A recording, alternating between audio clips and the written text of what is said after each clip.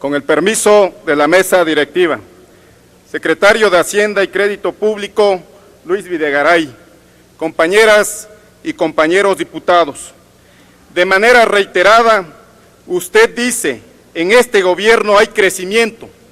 Seguramente el secretario de Hacienda y Crédito Público se refiere al crecimiento de la desigualdad, la pobreza, la deuda pública, la corrupción, la impunidad y sus propiedades, como el caso de la Casa de Malinalco, porque debo señalar que lo único que no crece en nuestro país es la economía y desde luego el salario mínimo.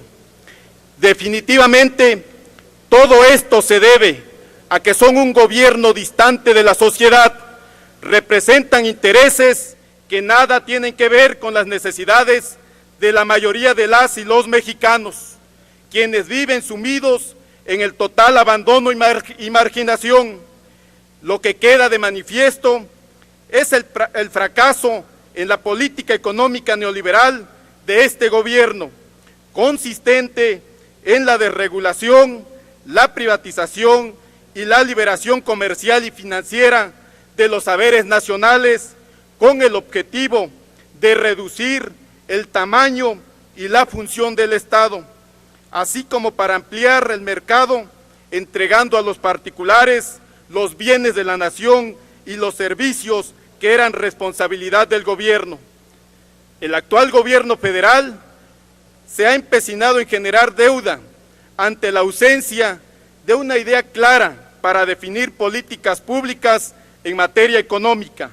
Es por eso que se pretenden imponer topes de deudas por más de 888.550 millones de pesos, lo que representa el 4.6% del PIB, integrado por deuda interna y externa, tanto para el gobierno federal como para Petróleos Mexicanos y la Comisión Federal de Electricidad.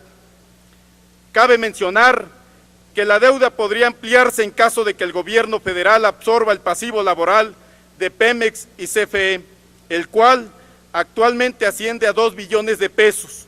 Asimismo, la Ley de Ingresos 2016 contempla ingresos por financiamiento por 609.204.6 millones de pesos, equivalentes a 3.2% del PIB, del cual el endeudamiento del gobierno federal será de 520.344.4 millones de pesos, lo que representa 2.7% del PIB.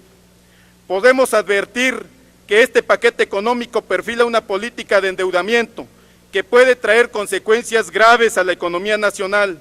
El peligroso crecimiento de la deuda amenaza seriamente las finanzas públicas. Es por tales razones, señor secretario, que en el grupo parlamentario del PRD no estamos de acuerdo en varios rubros del paquete económico que nos presentó el presidente de la República. Especialmente no lo aprobamos en materia de endeudamiento. Como vemos, no estamos ante un México próspero y cada vez estamos más lejos de él si el gobierno, su partido político y demás aliados persisten en mantener las llamadas reformas estructurales que lo único que han dado a México es pobreza y el aumento de la desigualdad, en lugar de invertir de manera prioritaria y eficientemente en la primera infancia, en la salud, en la educación de todos los niveles, incluido el nivel licenciatura y los posgrados, y por supuesto que en el campo mexicano. Y es justo aquí donde las diputadas y diputados del PRD nos ocuparemos en generar para las y los mexicanos mejores condiciones de vida, sobre todo para los que menos tienen. Insistiremos en el incremento del salario mínimo que permita vivir dignamente a las y los mexicanos, vigilar la adecuada aplicación de los recursos públicos, priorizando que las administraciones a los estados y el Distrito Federal se hagan en tiempo con el objetivo de evitar subejercicios, exigir siempre y en todo momento transparencia en el manejo de los recursos públicos, impedir un mayor endeudamiento y desde luego denunciar todo acto de corrupción del Ejecutivo Federal, porque señor secretario, usted representa a un gobierno corrupto e inepto. Le pregunto, señor secretario, ¿cómo justifica usted que su gobierno ha producido 2 millones de más pobres?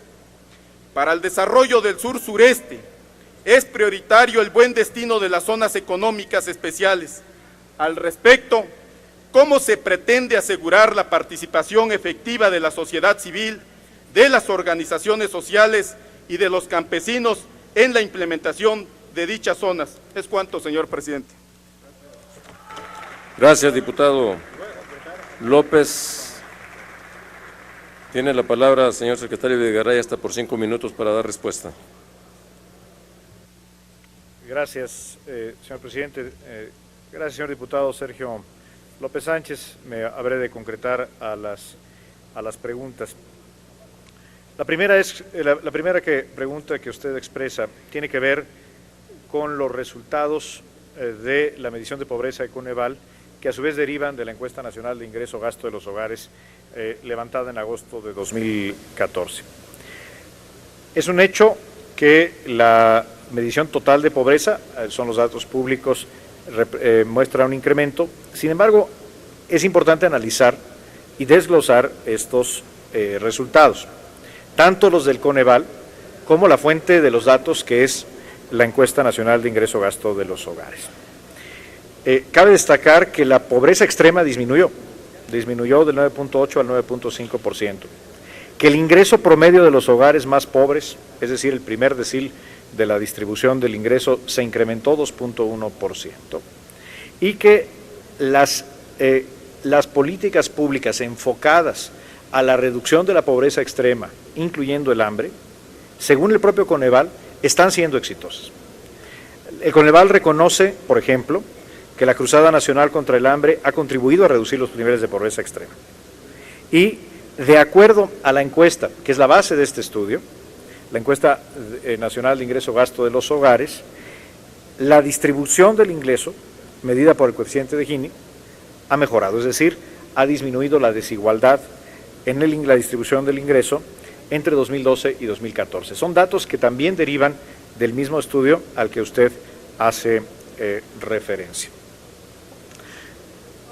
Su segunda pregunta, no puedo más que expresar coincidencia, diputado López Sánchez, con respecto a las zonas económicas especiales y a la participación que necesariamente tiene que tener la sociedad civil, la ciudadanía de las comunidades, las organizaciones sociales, los productores agropecuarios. Lo que se busca con las zonas económicas especiales es detonar desarrollo incluyente y desarrollo integral. No se trata de generar enclaves que tengan un desarrollo industrial exitoso hacia adentro, pero que no generen, que no distribuyan, ni creen comunidad y desarrollo económico en las zonas de influencia. Por eso no solamente la normatividad habla del perímetro designado como zona económica especial, sino de manera muy importante de las zonas de influencia, y se establecen los mecanismos de coordinación con los gobiernos locales, con los gobiernos estatales y, por supuesto, iniciativas para fomentar la participación de la ciudadanía, específicamente la de las localidades que están afectadas. Ahí lo que me atrevo a recomendar a esta Cámara de Diputados, en el proceso de dictaminación que ha sido turnado a la Comisión de Economía, se involucre no solamente al Gobierno de la República, sino a especialistas de otros países, de organismos internacionales, que conocen qué es lo que hace exitoso a una zona económica especial y cuáles son las características que tienen que estar en la normatividad. Y una de ellas, muy destacada, es precisamente el aspecto que usted refiere y que no puedo sino estar de acuerdo, que es la necesaria, indispensable participación social y comunitaria para el éxito de la zona económica especial. Muchas gracias, diputado. Gracias, presidente.